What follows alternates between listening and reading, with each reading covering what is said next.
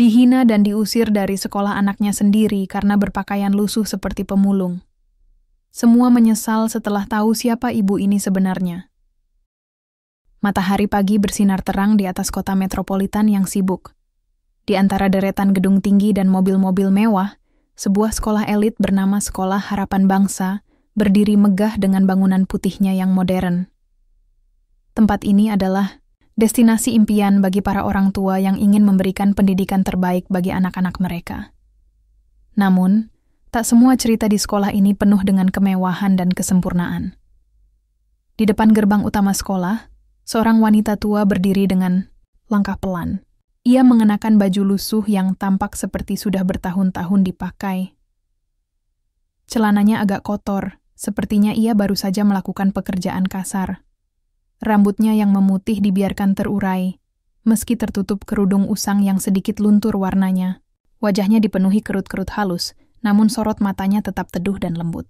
Wanita itu adalah Bu Siti, seorang ibu paruh baya yang hari ini datang ke sekolah untuk mengetahui lebih banyak tentang tempat belajar anaknya, Rizky. Rizky adalah siswa baru di sekolah tersebut. Sebagai anak dari keluarga biasa, ia merasa canggung berada di lingkungan yang begitu mewah. Hari-hari pertamanya di sekolah ini penuh dengan tatapan curiga dan bisik-bisik dari teman-temannya.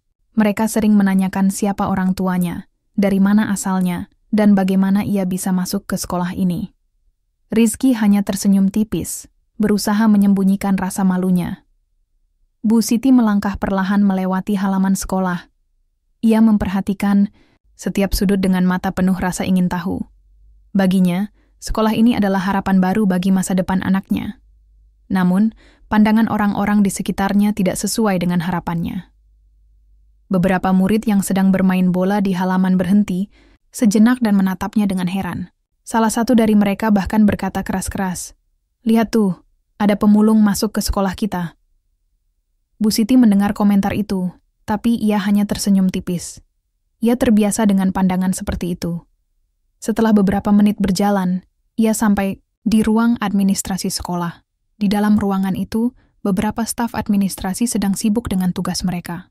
Ketika pintu terbuka dan Bu Siti masuk, semua mata langsung tertuju padanya.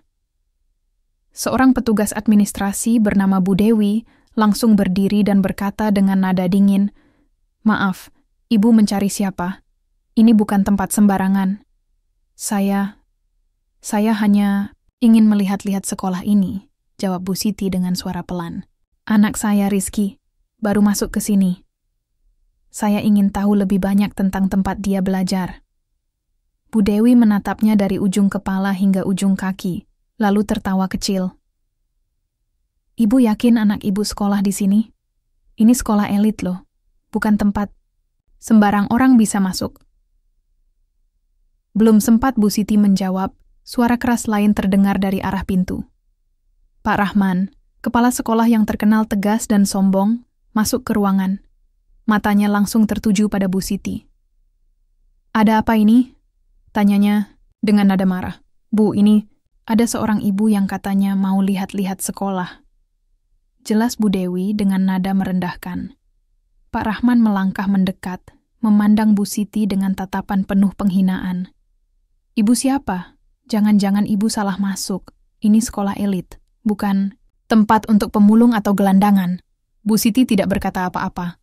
Ia hanya menundukkan kepala, mencoba menahan perasaan sedih yang mulai muncul. Namun, di dalam hatinya, ia merasa bahwa dunia ini masih penuh dengan prasangka dan penghakiman. Beberapa guru lain ikut menertawakannya. Bahkan ada yang merekam insiden itu dengan ponsel mereka, berniat untuk membagikannya di media sosial sebagai hiburan. Rizky, yang kebetulan sedang berada di sekitar ruangan itu, melihat seluruh kejadian dari balik pintu. Hatinya hancur. Malu dan marah bercampur menjadi satu. Ia ingin berlari dan membela ibunya, tapi tubuhnya terasa kaku. Saat itu, Bu Siti hanya tersenyum tipis dan berkata pelan, "Terima kasih sudah memberitahu saya." Lalu ia berbalik dan meninggalkan ruangan tanpa kata-kata lagi. Namun, tak satu pun dari mereka yang menyadari bahwa di balik penampilan lusuh Bu Siti, ada rahasia besar yang suatu hari akan mengubah seluruh pandangan mereka tentang dirinya. Bu Siti melangkah keluar dari gedung sekolah dengan langkah pelan, namun tetap tegak. Meski tatapan tajam dan cemoohan terus mengikuti setiap jejaknya, ia tidak menunjukkan tanda-tanda marah atau dendam. Namun di dalam hatinya, ada rasa pedih yang sulit diungkapkan. Ia hanya seorang ibu yang ingin memastikan bahwa tempat belajar anaknya adalah lingkungan yang baik. Tapi apa yang ia dapatkan hari ini jauh dari kata menyenangkan. Di halaman sekolah, beberapa murid masih berbisik-bisik sambil tertawa kecil ketika melihat Bu Siti melewati mereka. Salah satu murid bahkan merekam video singkat saat Bu Siti berjalan menuju pintu gerbang. Dengan nada bercanda, dia berkata kepada temannya, "Wah, kalau begini mas sekolah kita bakal jadi viral nih. Pemulung masuk sekolah elit." Teman-temannya tertawa keras, seolah itu adalah hiburan baru yang mengasyikkan. Beberapa guru yang mendengar percakapan itu pun ikut tersenyum sinis, tanpa merasa bersalah sedikit pun atas perlakuan mereka terhadap wanita tua itu. Rizky, yang melihat semuanya dari balik pintu ruang administrasi, merasa tubuhnya gemetar karena amarah. Ia ingin berteriak, ingin membela ibunya, tapi ia tahu itu tidak akan mengubah apapun. Sebagai siswa baru, ia sudah merasa seperti ikan kecil di lautan besar yang penuh hiu-hiu ganas. Jika ia berani melawan, mungkin ia akan semakin menjadi bahan ejekan. "Kenapa ibuku harus datang ke sini?" Gumam Rizky dalam hati, meskipun ia tahu, ibunya tidak melakukan kesalahan apapun. Ia hanya ingin memastikan bahwa sekolah ini layak untuk anaknya. Namun, dunia ini kadang begitu kejam terhadap orang-orang yang tidak sesuai dengan standar mereka. Setelah Bu Siti keluar dari gerbang sekolah, Pak Rahman kembali ke ruang administrasi dengan wajah puas. Untung saja cepat saya usir. Kalau sampai murid-murid lihat pemulung masuk sekolah, bisa-bisa reputasi sekolah kita hancur, katanya sambil duduk di kursi kerjanya. Bu Dewi, petugas administrasi yang pertama kali menyambut Bu Siti, tertawa. Kecil. "Iya, Pak. Untung saja ibu itu cuma mau lihat-lihat. Kalau sampai dia benar-benar punya anak di sini, bisa gawat." Pak Rahman mengangguk setuju. "Anaknya? Mana mungkin. Sekolah ini kan hanya untuk anak-anak dari keluarga terpandang. Keluarga? Macam apa yang punya ibu seperti itu?" Komentar-komentar itu membuat suasana ruangan semakin dingin. Tak ada satu pun di antara mereka yang merasa bersalah atas apa yang telah mereka lakukan. Bagi mereka, Bu Siti hanyalah sosok asing yang tidak pantas berada di lingkungan mereka. Mereka tidak pernah berpikir bahwa mungkin saja ada alasan lain di balik kedatangan wanita tua itu. Sementara itu, di luar sekolah, Bu Siti berjalan perlahan di trotoar yang panas. Matahari mulai meninggi, membuat udara semakin terik. Ia menghela napas panjang, mencoba menenangkan diri. Di dalam hatinya, ia tahu bahwa penghinaan seperti ini bukanlah hal baru baginya. Selama bertahun-tahun, ia seringkali menjadi korban prasangka dan pandangan negatif dari orang-orang yang tidak mengenalnya. Namun, kali ini rasanya berbeda. Kali ini, anaknya Rizky juga menjadi korban. Ia tahu betapa malu dan terluka hati anaknya melihat ibunya dihina seperti itu. Tapi ia juga tahu bahwa ia tidak bisa menyalahkan siapapun. Dunia ini memang penuh dengan orang-orang yang lebih suka menghakimi daripada memahami. "Aku hanya ingin memastikan sekolah ini layak untukmu, Nak," gumam Bu Siti pelan, seolah berbicara kepada Rizky meskipun anaknya tidak ada di sana. "Aku hanya ingin kamu mendapatkan yang terbaik." Dalam hati, ia mulai merencanakan sesuatu. Ia tahu bahwa ia tidak bisa membiarkan semua ini berlalu begitu saja, bukan karena ia ingin membalas dendam, tapi karena ia ingin mengajarkan mereka sebuah pelajaran penting tentang nilai-nilai kemanusiaan. Beberapa jam kemudian, di sekolah, video rekaman Bu Siti mulai tersebar luas di media sosial. Murid-murid yang awalnya hanya tertawa kecil kini menjadikan insiden itu sebagai bahan olok-olokan. Tagar pemulung masuk sekolah elit bahkan sempat menjadi trending topik di platform media sosial lokal. Para guru dan staf administrasi yang tadinya merasa puas dengan tindakan mereka kini mulai khawatir. Reputasi sekolah mereka dipertaruhkan. "Sial, kenapa ada yang merekamnya?" gerutu Bu Dewi sambil menatap layar ponselnya. Pak Rahman mengernyitkan dahi. "Ini bisa jadi masalah besar. Kalau sampai orang tua murid lain tahu, mereka bisa protes."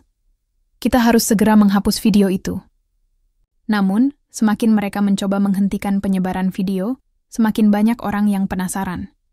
Bahkan, beberapa jurnalis lokal mulai menghubungi pihak sekolah untuk meminta klarifikasi.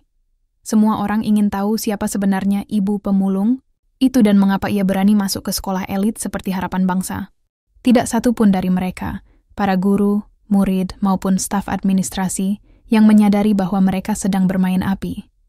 Api yang suatu hari akan membakar seluruh angkuh dan sombong mereka. Api yang akan membuka mata mereka tentang siapa sebenarnya, Bu Siti. Beberapa hari setelah insiden pengusiran dan viralnya video ibu pemulung di media sosial, suasana di Sekolah Harapan Bangsa masih tegang. Para guru dan staf administrasi sibuk mencari cara untuk meredam kehebohan yang terjadi. Beberapa orang tua murid mulai menghubungi pihak sekolah, menanyakan apakah benar ada seorang pemulung masuk ke sekolah elit tersebut. Reputasi sekolah yang selama ini dibanggakan sebagai tempat pendidikan bergengsi, kini terancam hancur. Namun, di tengah semua kegaduhan itu, ada satu hal yang tidak diketahui oleh siapapun, kecuali Rizky. Anak laki-laki itu mulai menyadari bahwa ibunya menyimpan rahasia besar. Rahasia yang mungkin bisa mengubah segalanya. Di rumah kecil mereka, malam itu, Rizky duduk di meja makan bersama ibunya. Suasana di dalam rumah tenang, hanya terdengar suara jarum jam dinding yang berdetik pelan. Bu Siti tampak sibuk membaca sebuah dokumen tebal di tangannya. Wajahnya tampak serius, namun tetap teduh seperti biasa. "Ibu, apa yang sedang ibu baca?" tanya Rizky dengan rasa penasaran. Bu Siti tersenyum tipis, lalu menutup dokumen itu. "Ini hanya beberapa laporan, Nak. Tidak penting." Rizky mengernyitkan dahi. Ia tahu ibunya sedang menyembunyikan sesuatu. Beberapa hari belakangan, ia sering melihat ibunya menerima telepon penting. Dari percakapan-percakapan itu, ia mendengar kata-kata seperti dana bantuan, sekolah, dan investasi. Semua itu terdengar sangat asing bagi Rizky, karena selama ini ia menganggap ibunya hanya seorang wanita biasa yang bekerja keras untuk memenuhi kebutuhan hidup mereka. "Ibu, kenapa akhir-akhir ini banyak yang menelepon ibu? Apa ada masalah?" tanya Rizky lagi. Bu Siti menatap anaknya dengan lembut. Matanya penuh dengan kasih sayang, namun juga ada kilatan misterius di dalamnya. "Tidak ada masalah, Nak. Hanya urusan pekerjaan biasa. Jangan khawatir." Rizky ingin bertanya lebih lanjut, tapi ia tahu bahwa ibunya tidak akan memberikan jawaban jika ia belum siap. Ia memutuskan untuk diam, meskipun rasa penasarannya semakin besar. Pagi berikutnya, di sekolah, isu tentang ibu pemulung masih menjadi topik hangat. Murid-murid yang awalnya hanya tertawa kecil kini mulai berspekulasi tentang siapa sebenarnya wanita tua itu. Ada yang mengira bahwa Bu Siti adalah pengemis yang sedang mencari uang dengan meminta sumbangan kepada sekolah. Ada juga yang berpikir bahwa Bu Siti adalah mata-mata dari sekolah lain yang ingin mencari informasi tentang kelemahan sekolah Harapan Bangsa. Para guru juga mulai merasa tidak nyaman. Mereka yang tadinya begitu sombong dan angkuh kini mulai meragukan tindakan mereka. Apa jadinya jika ternyata wanita itu bukan pemulung biasa? Bagaimana jika dia memiliki hubungan penting dengan sekolah? "Saya sudah coba cari informasi tentang ibu itu, tapi tidak ada data apapun di sistem kita," kata Bu Dewi kepada Pak Rahman saat mereka bertemu di ruang kepala sekolah. Pak Rahman mengernyitkan dahi. Aneh sekali. Kalau dia bukan orang tua murid, kenapa dia datang ke sini? Tapi bagaimana kalau dia memang orang tua murid? Mungkin saja dia menyamar atau... "Entahlah, saya tidak tahu," jawab Bu Dewi dengan nada ragu. Pak Rahman menghela napas panjang. "Kita harus hati-hati. Kalau sampai ada skandal besar, reputasi sekolah kita bisa hancur." Sementara itu, di luar sekolah, Bu Siti duduk di kursi kayu, di halaman rumahnya, memandang langit sore yang cerah. Di tangannya, ia memegang sebuah surat undangan resmi dari sebuah perusahaan besar. Surat itu berisi permintaan agar Bu Siti hadir dalam rapat penting terkait investasi untuk proyek pendidikan. Ia tersenyum tipis, seolah sedang memikirkan sesuatu yang mendalam. "Aku hanya ingin mereka belajar," gumam Bu Siti pelan, seolah berbicara kepada dirinya sendiri. Belajar untuk melihat lebih dalam daripada sekadar penampilan. Ia kemudian bangkit dari kursinya dan berjalan masuk ke dalam rumah. Di meja kerjanya, ia mulai menulis catatan-catatan kecil, merencanakan langkah-langkah yang akan ia ambil untuk menghadapi situasi ini. Ia tahu bahwa ia tidak bisa membiarkan semua ini berlalu begitu saja. Bukan karena ia ingin membalas dendam, tapi karena ia ingin mengajarkan mereka sebuah pelajaran penting tentang nilai-nilai kemanusiaan. Di sisi lain, Rizky mulai menyelidiki lebih dalam tentang ibunya. Ia mencoba mencari dokumen-dokumen yang sering dibaca ibunya, meskipun ia tidak bisa memahami semuanya. Namun, ada satu hal yang menarik perhatiannya. Nama perusahaan besar yang disebut-sebut dalam salah satu dokumen itu. Perusahaan itu adalah salah satu sponsor utama Sekolah Harapan Bangsa. Kenapa ibuku memiliki dokumen tentang perusahaan itu? Pikir Rizky dalam hati. Ia merasa ada hubungan antara ibunya dan sekolah itu, tapi ia belum tahu pasti apa. Beberapa minggu setelah insiden pengusiran dan viralnya video ibu pemulung, suasana di Sekolah Harapan Bangsa mulai mereda. Namun rasa penasaran dan ketidakpastian masih menggelayuti pikiran para guru, murid, dan staf administrasi. Mereka mencoba melupakan kejadian itu. Tapi ada sesuatu yang terus mengganggu mereka. Rasa bersalah yang tak terucapkan. Tapi hari ini akan menjadi hari yang tidak akan pernah mereka lupakan. Pagi yang tegang. Matahari pagi berkilauan cerah, namun atmosfer di sekolah tampak tegang. Para guru dan staf administrasi berkumpul di ruang rapat dengan ekspresi khawatir. Pak Rahman, kepala sekolah, tampak gelisah. Ia baru saja menerima kabar bahwa seorang tamu penting akan datang ke sekolah untuk membahas rencana investasi besar. Kabar ini seharusnya membawa sukacita, tetapi entah kenapa ia merasa cemas. "Siapa tamu penting itu?" tanya Bu Dewi dengan nada penasaran. "Saya juga tidak tahu pasti," jawab Pak Rahman sambil memijat pelipisnya.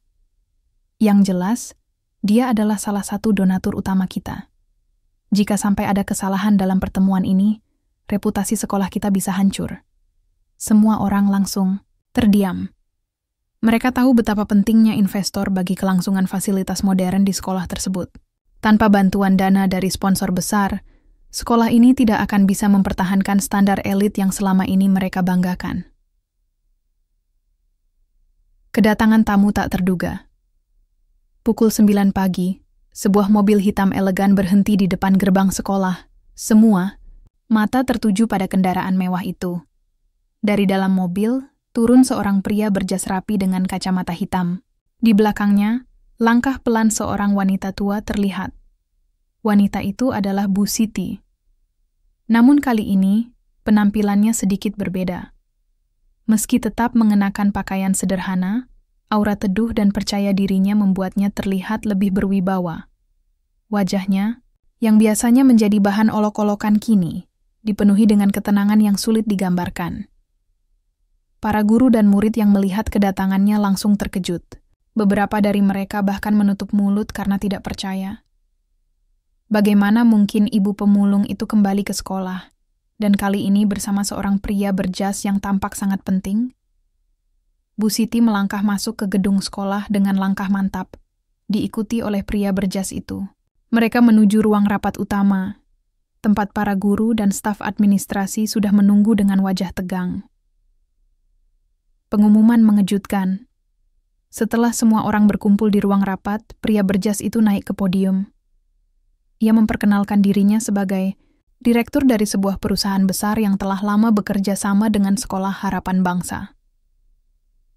"Selamat pagi," katanya dengan suara tenang namun tegas. "Saya di sini atas nama Bu Siti, yang merupakan salah satu donatur terbesar sekolah ini." Suasana ruangan langsung hening total. Semua mata tertuju pada Bu Siti, yang duduk di kursi depan dengan senyum tipis di wajahnya. "Apa maksud Anda?" tanya. Pak Rahman dengan nada gemetar pria itu melanjutkan. "Semua fasilitas modern di sekolah ini, gedung baru, laboratorium canggih, hingga program beasiswa bagi siswa kurang mampu adalah hasil sumbangan Bu Siti. Beliau telah mendanai proyek-proyek besar di sekolah ini selama bertahun-tahun tanpa ingin disebutkan namanya." Ruang rapat langsung gempar. Para guru dan staf administrasi saling berbisik. tidak percaya dengan apa yang mereka dengar. Pak Rahman, yang sebelumnya begitu sombong dan angkuh, langsung pucat pasi. Ia ingat bagaimana ia mengusir Bu Siti seperti seorang pengemis. Kini, fakta tentang identitas aslinya benar-benar membuatnya panik. Tapi, bagaimana bisa? Dia kan... Bu Dewi tidak bisa melanjutkan kalimatnya. Matanya penuh dengan rasa malu dan takut. Bu Siti akhirnya berdiri dan maju ke depan. Suaranya lembut, namun penuh makna. Penampilan bukan cerminan hati, katanya sambil menatap semua orang di ruangan itu. Jika kalian menghakimi orang berdasarkan apa yang kalian lihat, maka kalian telah kehilangan esensi kemanusiaan. Semua orang terdiam. Tidak ada satupun yang berani menatap mata Bu Siti. Rasa malu dan bersalah menyelimuti ruangan itu. Setelah pengumuman itu, Bu Siti memberikan ultimatum kepada sekolah.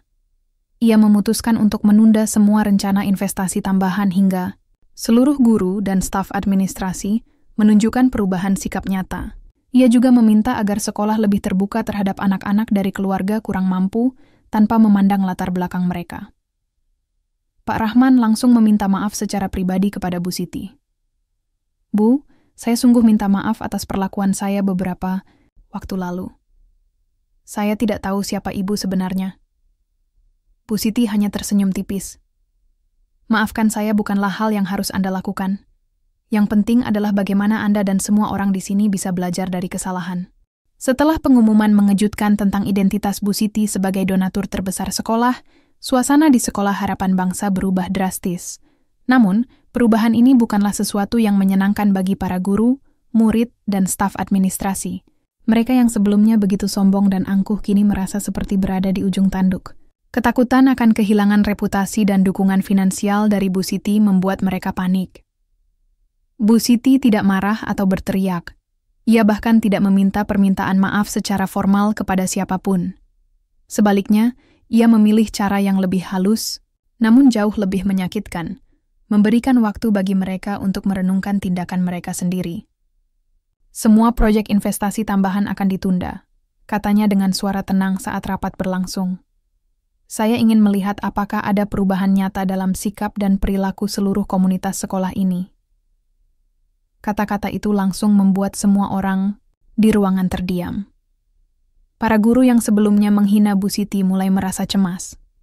Staf administrasi yang tertawa kecil saat insiden pengusiran kini hanya bisa menundukkan kepala. Bahkan Pak Rahman, kepala sekolah yang dikenal keras dan tegas, tampak seperti kehilangan kata-kata. Bu Siti melanjutkan, saya tidak ingin balas dendam. Saya hanya ingin mengajarkan sebuah pelajaran penting tentang nilai-nilai kemanusiaan. Jika kalian benar-benar ingin memperbaiki diri, maka saya akan mempertimbangkan kembali rencana investasi saya. Semua mata tertuju padanya. Tidak ada satupun yang berani membantah. Mereka tahu bahwa Bu Siti memiliki kekuatan untuk mengubah nasib sekolah ini, atau bahkan menghancurkannya jika ia mau. Setelah rapat usai, suasana di sekolah menjadi sangat tegang. Para guru yang biasanya bersikap superior kini mulai berbicara, lebih rendah hati. Beberapa murid yang sebelumnya menertawakan Bu Siti mencoba mendekati Rizky untuk meminta maaf. Maaf ya Rizky, kami tidak tahu kalau ibumu adalah orang penting, kata salah satu teman sekelasnya dengan nada malu-malu. Rizky hanya tersenyum tipis. Ia tidak merasa perlu membalas apapun. Baginya, permintaan maaf itu hanyalah respons alami dari ketakutan mereka kehilangan tempat di sekolah elit ini. Di ruang guru, suasana juga tidak kalah tegang. Para guru saling berbisik, mencoba mencari cara untuk memperbaiki citra mereka di mata Bu Siti. Beberapa dari mereka bahkan mulai berpikir untuk mengadakan program bakti sosial agar terlihat lebih peduli pada masyarakat.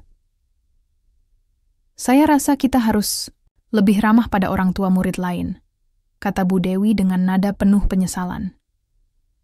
Siapa tahu ada lagi orang-orang seperti Bu Siti yang kita abaikan. Pak Rahman, yang sebelumnya begitu sombong, kini tampak seperti kehilangan semangat. Ia bahkan meminta maaf secara pribadi kepada Bu Siti setelah rapat. Bu, saya sungguh minta maaf atas perlakuan saya beberapa waktu lalu. Saya tidak tahu siapa ibu sebenarnya. Bu Siti hanya tersenyum tipis. Maafkan saya bukanlah hal yang harus Anda lakukan. Yang penting adalah bagaimana Anda dan semua orang di sini bisa belajar dari kesalahan. Di antara semua kegaduhan itu, murid-murid juga mulai merenung. Beberapa dari mereka yang awalnya mengolok-olok Bu Siti kini menyadari betapa dangkalnya mereka dalam menghakimi orang lain. Video viral yang mereka sebarkan di media sosial kini menjadi bumerang bagi mereka sendiri. Komentar-komentar negatif dari warganet mulai membanjiri akun-akun mereka, membuat mereka merasa malu. Kenapa kita bisa sejahat itu? Gumam salah satu murid saat berbicara dengan temannya. Ibu itu ternyata orang baik, tapi kita malah menghinanya. Teman di sebelahnya hanya mengangguk pelan. Aku juga merasa bersalah. Aku bahkan ikut merekam videonya. Bagaimana kalau ibuku dihina seperti itu? Beberapa hari kemudian, Bu Siti mengumumkan langkah selanjutnya. Ia meminta seluruh murid dan guru untuk mengikuti program refleksi diri yang akan diadakan di sekolah. Program ini bertujuan untuk mengajarkan pentingnya empati, penghormatan terhadap orang lain, dan tidak menghakimi berdasarkan penampilan. Program ini bukan hukuman, katanya saat mengumumkan hal tersebut di depan seluruh sekolah. Ini adalah kesempatan bagi kalian untuk belajar dan tumbuh menjadi individu yang lebih baik. Para murid dan guru yang awalnya takut dengan konsekuensi tindakan mereka, kini mulai melihat program ini sebagai peluang untuk memperbaiki diri. Beberapa di antara mereka bahkan mulai berbicara dengan lebih terbuka tentang pengalaman mereka sendiri dalam menghadapi penghakiman dan prasangka. Balas dendam Bu Siti bukanlah tentang membalas sakit hati dengan kemarahan atau kebencian. Ia memilih cara yang lebih bijaksana, membuat orang-orang yang telah menghina dirinya menyadari kesalahan mereka sendiri. Melalui tindakannya, ia berhasil mengubah pandangan mereka tentang nilai-nilai kemanusiaan. Namun, proses ini bukanlah sesuatu yang mudah. Perubahan sikap tidak terjadi dalam semalam. Butuh waktu, usaha, dan kesadaran diri dari setiap individu di sekolah itu. Bu Siti memberikan waktu yang cukup bagi mereka untuk membuktikan bahwa mereka benar-benar ingin berubah. Beberapa minggu setelah pengumuman mengejutkan tentang identitas Bu Siti, suasana di Sekolah Harapan Bangsa mulai berubah. Namun, perubahan ini bukanlah sesuatu yang instan atau mudah. Ini adalah proses panjang yang membutuhkan kesadaran diri, refleksi mendalam, dan tindakan nyata dari seluruh komunitas sekolah, guru, murid, hingga staf administrasi. Program refleksi diri yang diinisiasi oleh Bu Siti dimulai dengan serangkaian kegiatan yang bertujuan untuk membuka mata dan hati para peserta.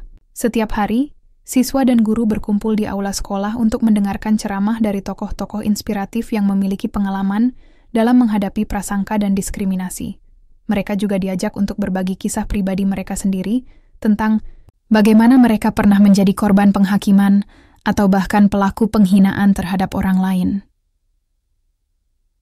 Di salah satu sesi, seorang murid bernama Dika, yang dulu termasuk salah satu yang paling keras menertawakan Bu Siti, berdiri dan berkata, "Saya malu dengan apa yang saya lakukan. Saya hanya ikut-ikutan teman-teman, tapi sekarang saya sadar bahwa itu sangat menyakitkan." Komentar Dika membuat beberapa murid lainnya ikut angkat bicara. Salah satunya adalah Nisa, seorang gadis pemalu yang jarang berbicara di depan umum. Ia mengungkapkan, "Aku juga pernah diejek karena pakaiannya tidak semewah teman-teman yang lain. Aku tidak pernah bilang apa-apa, tapi rasanya sangat sakit. Sekarang aku baru sadar kalau kita semua bisa menjadi penyebab rasa sakit orang lain jika kita terlalu cepat menghakimi. Para guru pun tidak luput dari proses ini." Di salah satu sesi, Bu Dewi, petugas administrasi yang pertama kali menyambut Bu Siti, dengan nada merendahkan, berdiri dan meminta maaf secara terbuka. "Saya minta maaf atas kata-kata saya saat ibu datang ke sekolah. Saya benar-benar tidak tahu siapa ibu sebenarnya. Tapi itu bukan alasan untuk bersikap kasar. Saya akan berusaha lebih baik." Pak Rahman, kepala sekolah yang dikenal tegas dan sombong, tampak berbeda dari biasanya. Ia lebih banyak mendengarkan daripada berbicara. Dan ketika ia berbicara, suaranya dipenuhi dengan rasa penyesalan. "Saya telah gagal sebagai pemimpin di sekolah ini," katanya suatu hari. Saya terlalu fokus pada reputasi sekolah, padahal nilai-nilai kemanusiaan jauh lebih penting. Saya berjanji untuk memperbaiki diri dan memastikan sekolah ini menjadi tempat yang inklusif bagi semua orang. Refleksi diri tidak hanya berhenti pada kata-kata. Seluruh komunitas sekolah mulai mengambil langkah-langkah konkret untuk membuktikan bahwa mereka benar-benar ingin berubah. Beberapa program baru diluncurkan, seperti program bakti sosial, forum diskusi terbuka, dan pelatihan kesadaran budaya. Semua ini bertujuan untuk menciptakan lingkungan yang lebih empati dan rendah hati. Rizky, anak Bu Siti, menjadi salah satu motor perubahan di sekolah. Meskipun awalnya ia merasa malu dan terisolasi, kini ia mulai mendapatkan dukungan dari teman-temannya. Bahkan, beberapa murid yang dulu sering mengejeknya kini menjadi teman dekatnya. Ia juga mulai aktif berpartisipasi dalam program-program yang diadakan oleh sekolah, seperti sukarelawan dalam program bakti sosial dan berbagi pengalaman pribadinya dalam forum diskusi terbuka. Bu Siti sendiri merasa puas melihat perubahan yang terjadi di sekolah. Ia tidak pernah menginginkan balas dendam yang kejam atau kemarahan yang membara. Yang ia inginkan hanyalah membuat orang-orang di sekolah itu menyadari kesalahan mereka dan belajar darinya. Namun, transformasi ini tidak hanya terjadi pada orang-orang di sekitarnya. Bu Siti juga merasa ada perubahan dalam dirinya sendiri. Ia belajar untuk lebih terbuka tentang siapa dirinya dan tidak lagi merasa perlu menyembunyikan identitas aslinya. Aku hanya ingin mereka belajar, gumam Bu Siti suatu malam sambil duduk di halaman rumahnya. Belajar untuk melihat lebih dalam daripada sekadar kulit luar. Setelah berbulan-bulan berjuang untuk memperbaiki sikap dan perilaku, Sekolah Harapan Bangsa akhirnya mulai menunjukkan perubahan nyata. Proses transformasi yang dimulai dari refleksi diri, diskusi terbuka, hingga program-program sosial telah membawa angin segar bagi seluruh komunitas sekolah. Namun kemenangan sejati baru akan datang ketika Bu Siti melihat bahwa perubahan ini bukan sekadar permukaan, melainkan sesuatu yang mendalam dan tulus. Suatu pagi yang cerah, Bu Siti kembali ke sekolah. Kali ini, ia tidak sendirian. Ia didampingi oleh direktur perusahaan besar yang dulu datang bersamanya saat pengumuman identitasnya sebagai donatur utama sekolah. Langkah Bu Siti kali ini penuh percaya diri, tanpa sedikit pun rasa takut atau ragu. Wajahnya yang teduh tetap sama, namun kali ini dipenuhi dengan senyum yang lebih lebar, senyum kemenangan. Di ruang rapat utama, para guru, murid, dan staf administrasi sudah berkumpul. Semua orang tampak tegang, namun ada juga rasa harap-harap, cemas di mata mereka. Mereka ingin tahu apakah usaha mereka selama ini cukup untuk mendapatkan restu Bu Siti kembali. Bu Siti, kata Pak Rahman dengan nada penuh hormat, kami semua telah berusaha keras untuk memperbaiki diri. Kami harap Ibu bisa melihat perubahan yang telah kami lakukan. Bu Siti tersenyum tipis. Ia tidak langsung menjawab. Sebaliknya, ia meminta beberapa murid dan guru untuk berbicara tentang apa yang telah mereka pelajari selama proses transformasi ini. Seorang murid bernama Nisa maju ke depan. Suaranya gemetar, namun penuh keyakinan. Dulu, saya sering menilai orang lain hanya dari penampilannya. Tapi sekarang, saya belajar bahwa setiap orang memiliki nilai unik yang tidak bisa diukur dari apa yang terlihat di luar. Saya berjanji untuk tidak mengulangi kesalahan itu lagi. Kemudian, giliran Bu Dewi yang berbicara. Saya malu dengan sikap saya dulu. Saya merasa sangat bersalah karena telah mengusir Bu Siti, tanpa mencoba memahami siapa beliau sebenarnya. Sekarang, saya berusaha untuk lebih rendah hati dan peduli pada orang lain. Bu Siti mendengarkan setiap kata dengan penuh perhatian. Matanya berkaca-kaca, bukan karena kesedihan, tapi karena kebanggaan. Ia melihat bahwa perubahan ini bukanlah sandiwara untuk menyenangkan hatinya, melainkan hasil dari proses introspeksi yang tulus.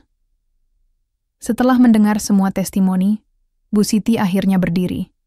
Suaranya lembut, namun penuh makna. Saya tidak pernah meminta maaf dari kalian. Yang saya inginkan adalah perubahan nyata dalam cara kalian memandang dunia. Dan hari ini saya melihat bahwa kalian telah berusaha keras untuk menjadi lebih baik. Ia melanjutkan, oleh karena itu, saya memutuskan untuk melanjutkan rencana investasi tambahan di sekolah ini. Tapi ingat, ini bukan hadiah. Ini adalah tanggung jawab besar bagi kalian semua untuk terus menjaga nilai-nilai kemanusiaan yang telah kalian pelajari. Ruangan itu langsung dipenuhi dengan tepuk tangan meriah.